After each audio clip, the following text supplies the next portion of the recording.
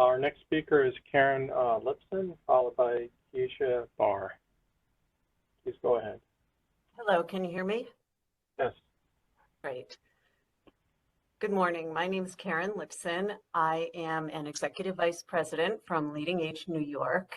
We represent approximately 400 not-for-profit and public providers of long-term and post-acute care services, senior housing, and managed long-term care plans.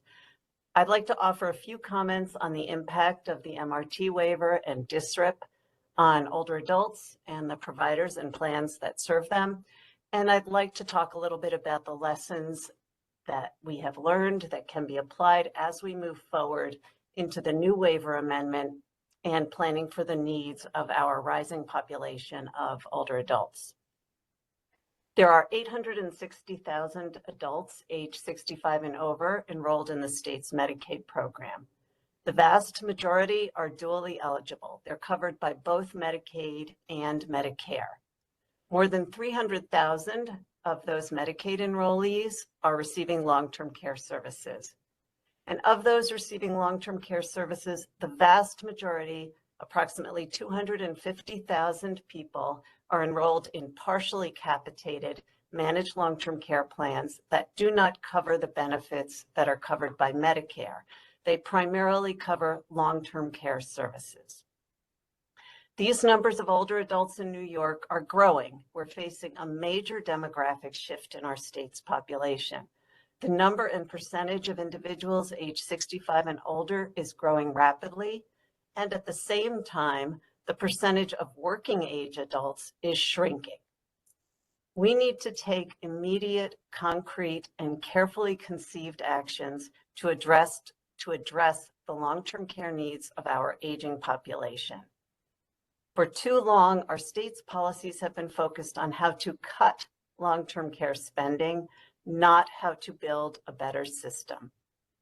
We cannot continue to squeeze money out of the system and pile on layers of administrative requirements and expect to be able to continue to provide accessible, high-quality care for our grandparents, our parents, and our future selves.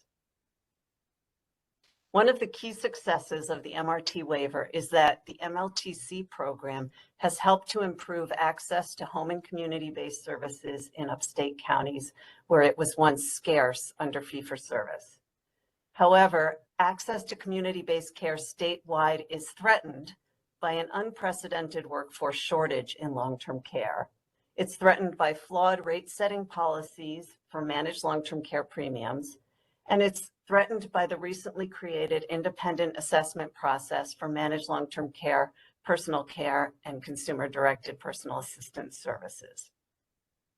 As we move forward into the waiver amendment and planning for our future long-term care needs, we need to learn not just from the successes of the MRT waiver and DSRIP, but also from their shortcomings. DSRIP did very little for older adults and the long-term care system. Only 1.4% of DSRIP funds were invested in long-term care. In fact, the summative report, the final report on DSRIP, acknowledged that long-term care was outside of the DSRIP program focus. We cannot continue to treat long-term care as being outside of our focus. Our LeadingAge New York members spent thousands of hours and dedicated both personnel and funds to working on DSRIP committees and projects, but they received precious little benefit for the people they serve through DSRIP. The primary obstacle was that DSRIP was designed for non-dually eligible populations.